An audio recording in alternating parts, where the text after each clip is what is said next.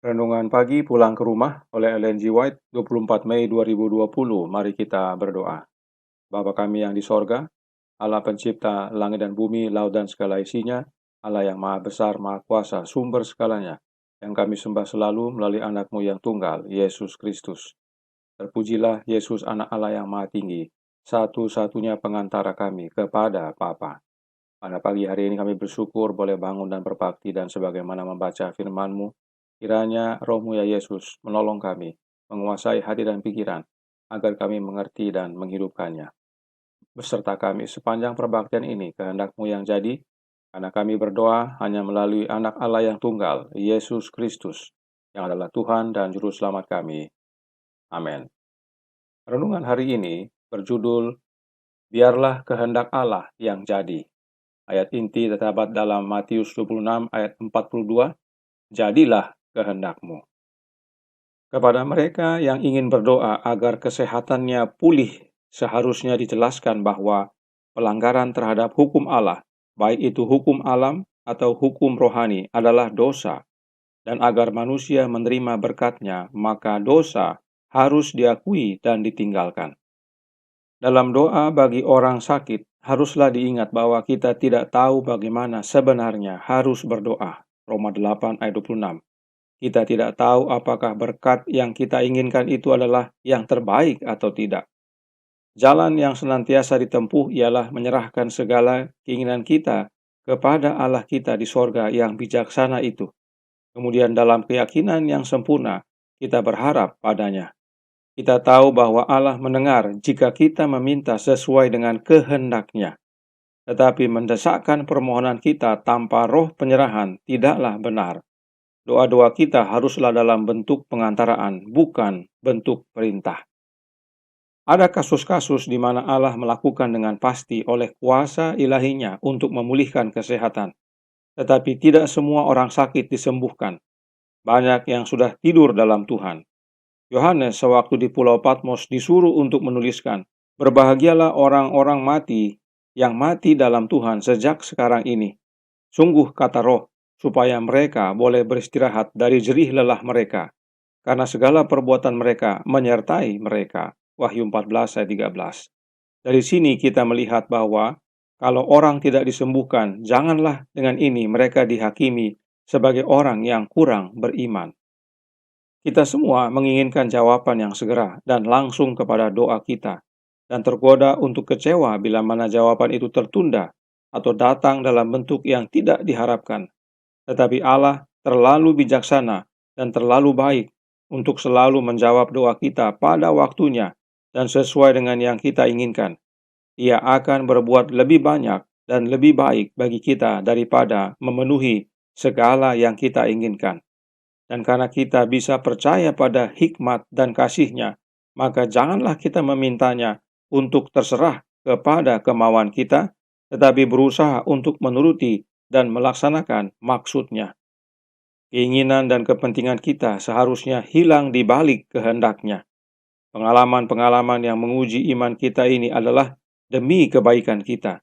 Dengan itu dinyatakan apakah iman kita sejati dan tulus, berdasarkan pada firman Allah saja, ataukah bergantung kepada keadaan, bersifat tidak pasti dan berubah-ubah.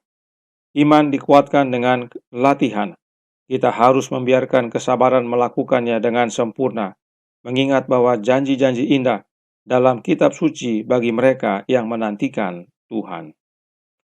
Saudaraku dalam Tuhan, di dalam Alkitab ada dua doa yang menggunakan kalimat "jadilah kehendak-Mu", yaitu doa yang Tuhan Yesus ajarkan kepada murid-muridnya dan doa Tuhan Yesus itu sendiri di Taman Getsemani. Ayat inti renungan hari ini dikutip dari doa Tuhan Yesus kepada Bapanya di Taman Getsemani tersebut. Mari kita lihat penjelasan roh nubuat tentang doa Yesus ini agar kita lebih menghargai makna-makna kata-kata Yesus tersebut. Dan pertama-tama, kita lihat apa yang Injil Matius catat tentang doa itu. Kita buka Matius pasal 26, ayat 39. "Ya Bapa-Ku, jikalau sekiranya mungkin, biarlah cawan ini lalu daripadaku, tetapi janganlah seperti yang kukehendaki, melainkan seperti yang Engkau kehendaki. Kemudian dalam ayat 42, Matius kembali mencatat, "Ya Bapakku, jikalau cawan ini tidak mungkin lalu, kecuali apabila aku meminumnya, jadilah kehendak-Mu." Dan dalam ayat 44, Matius menyatakan, ia membiarkan mereka di situ lalu pergi dan berdoa untuk ketiga kalinya dan mengucapkan doa yang itu juga. Nyonya White memberikan pernyataan, 3 kali dia mengucapkan doa itu. A Call to Stand Apart halaman 33 paragraf 6. 3 kali Yesus menyatakan kepada Bapanya, jadilah kehendak-Mu. Nyonya White lanjutkan dalam A Call to Stand Apart pada halaman yang sama paragraf 7 yang berkata, malaikat melihat penderitaan juru selamat. Mereka melihat Tuhan mereka dikelilingi oleh pasukan kekuatan setan.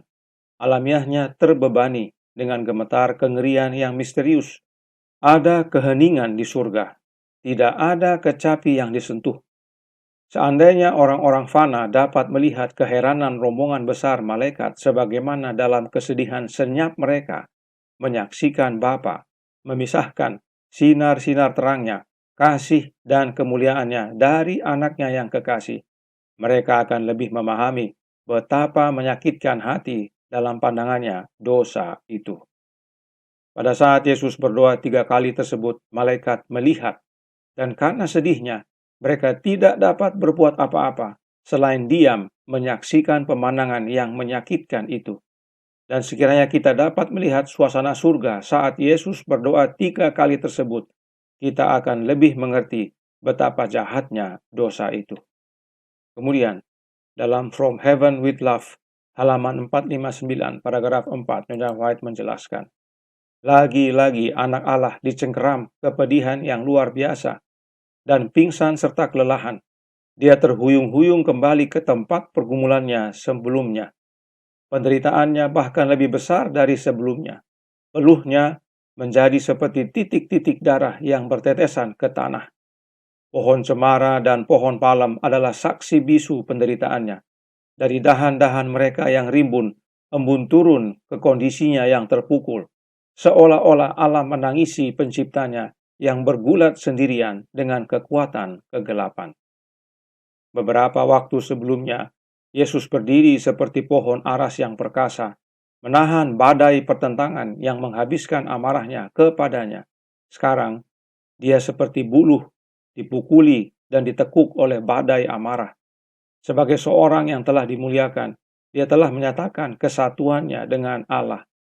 Sekarang, suaranya terdengar di udara malam yang tenang, penuh dengan kepedihan manusia, berkata, ya Bapakku, jikalau sekiranya mungkin, biarlah cawan ini lalu daripadaku, tapi janganlah seperti yang ku kehendaki, melainkan seperti yang Engkau kehendaki.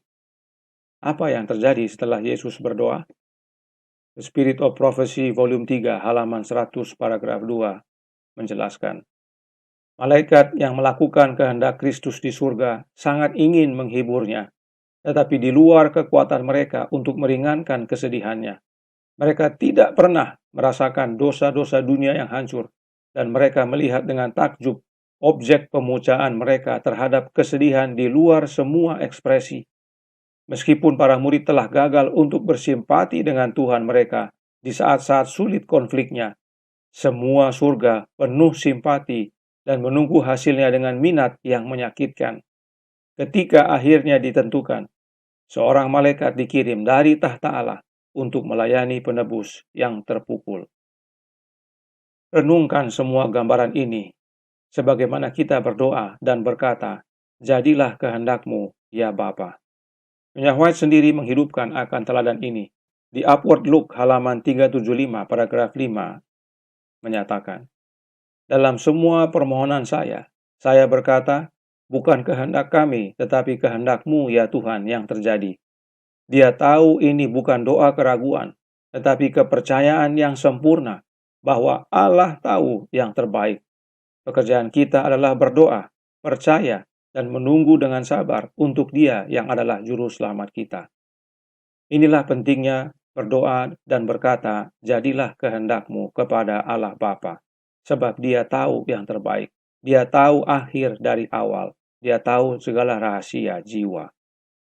Dan mengapa dalam berdoa serta berkata, "Jadilah kehendak-Mu ya Tuhan," kita harus sabar menunggu untuk Yesus Juru Selamat kita?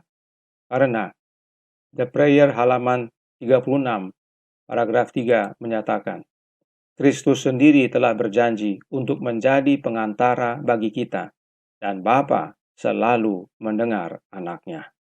Itu sebabnya nasihat renungan sebelumnya menyatakan bahwa kita harus berdoa di dalam Yesus dan dalam nama Yesus, sebab Bapa selalu mendengar anaknya, dan Bapa menjawab doa-doa kita hanya melalui anaknya.